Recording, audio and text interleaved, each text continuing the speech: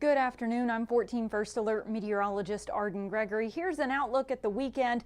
Rain, not a total washout this weekend, but some scattered chances every day. It is going to get gradually hotter, especially by Sunday. Things really start to turn steamy with highs starting to climb into the mid 90s, and by then those heat index values will be well into the triple digits. But we're actually on alert for heat next week. We've got a dangerous heat wave on the way.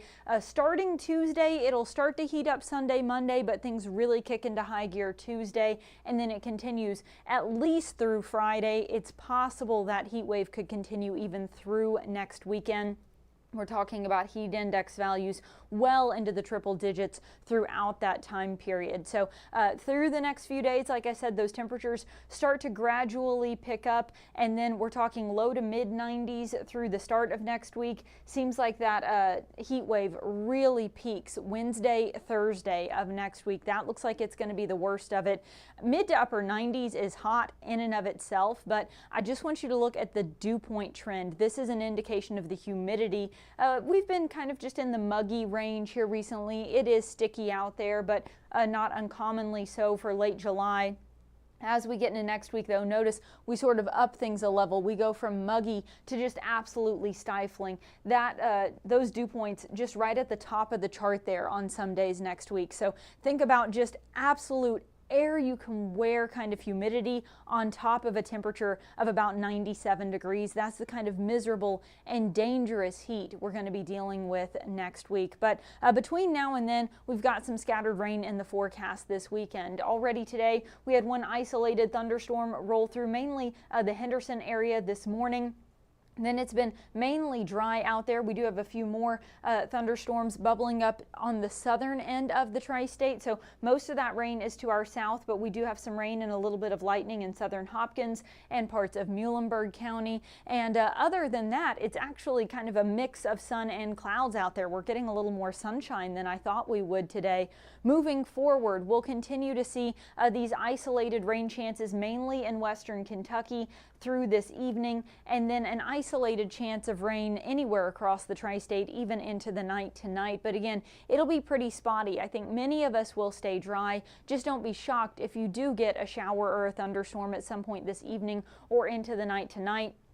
Saturday will probably start out dry first thing in the morning, although we may see some patchy fog.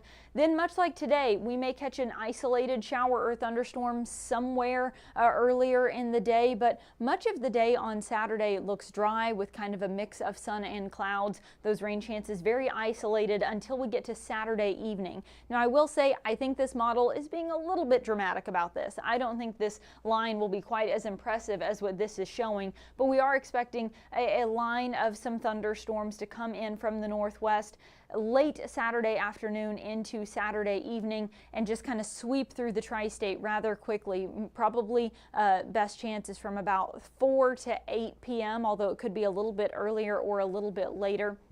But sometime late Saturday afternoon into Saturday evening, then that rain tapers off Saturday night. Sunday, some good news, I suppose, if you have outdoor plans on Sunday. The good news is it's trending a little drier. The bad news is it's also then as a result trending a little bit hotter. But on Sunday, it looks like we'll have kind of a mix of sun and clouds and dry for most of the day with just an isolated chance of rain as we get into Sunday afternoon and evening, with rain chances lingering into Sunday night. Best chances for rain Sunday night will be on the northeastern end of the tri-state. As for our storm threat, there is a level 1 risk for an isolated stronger storm from about the Ohio River south into western Kentucky. This is primarily for those storms that are lingering just on the very southern end of the tri-state right now, slowly drifting into parts of western Kentucky there. So that's through this evening and into the night tonight, just that level 1 risk for some gusty winds. Saturday, the main risk of severe storms will be to our north, but again, we've got that level 1 risk, this time just clipping the northern end of the tri-state, north of I-64. Then on Sunday, everyone back in that level 1 risk. Again, the rain chances on Sunday are spotty, but the storm could pop up anywhere, and wherever those storms do pop up, there is that very low level potential for some stronger to severe storms thunderstorms, but across the board, our severe weather risk is low. We're not outlooked for any kind of hail or tornadoes. This is a low-level risk for an isolated damaging wind gust. More than likely, these storms are going to be more of what we've already seen the past couple of days, which would be pockets of very heavy rain, and within those downpours, you could see some localized flooding. And these storms may also have a lot of lightning with them, which is not dangerous if you're inside, but certainly something you don't want to be caught outdoors in. So this time of year, I know a lot of folks are going to be outdoors at the pool, things like that. Be very conscious of that. If you hear thunder, stop what you're doing and move inside. Thunder and lightning, along with heavy rain, those will be the main threats. Then there's just this very low-level threat of maybe an isolated damaging wind gust. As for our temperatures, we're sitting in the upper 80s right now. It's 88 in Evansville and Owensboro. We may tack on another degree or two this afternoon, peaking right around that 90-degree mark.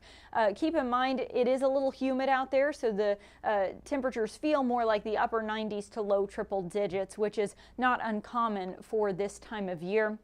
Overnight, we'll drop back into the low to mid 70s. An isolated thunderstorm possible. I'll also expect to see some areas of patchy fog developing late tonight into early Saturday morning. Then Saturday, partly cloudy. Again, that chance of thunderstorms mainly late Saturday afternoon into Saturday evening. High temperatures will be in the lower 90s on Saturday, but the heat index values will probably reach the low triple digits, much like they are today. So for that heat risk, today and tomorrow, we're looking at a moderate heat risk. So it is steamy, sticky out there. You definitely need to drink some extra water if you're going to be outside, but not an unusual threat for summertime heat in the tri-state.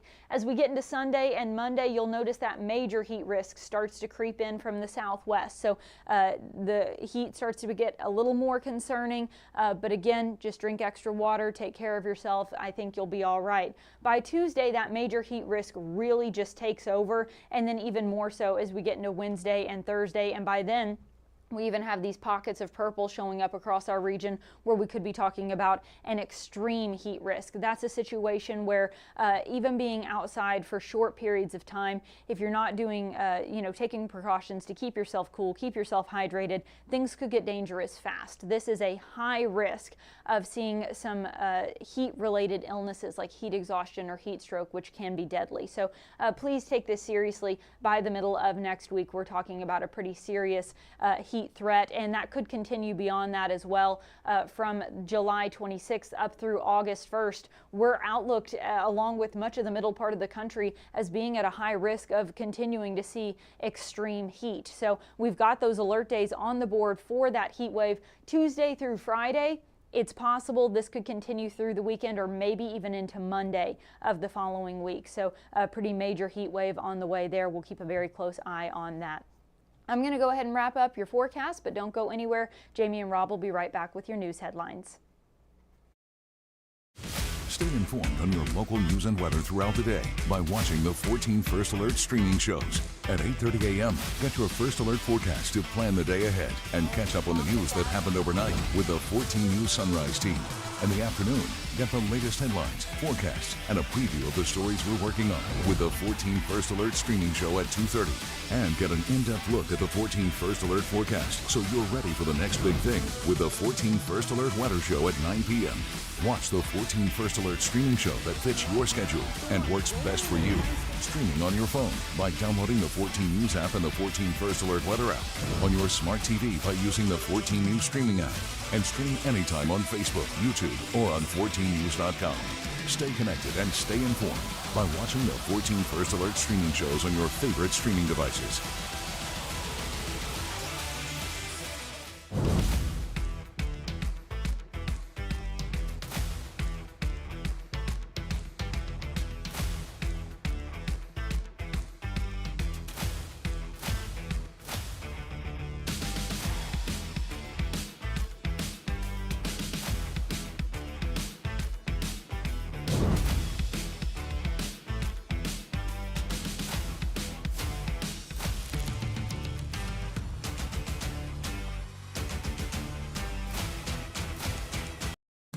Live from 14 News, this is a 14 Digital News Desk update.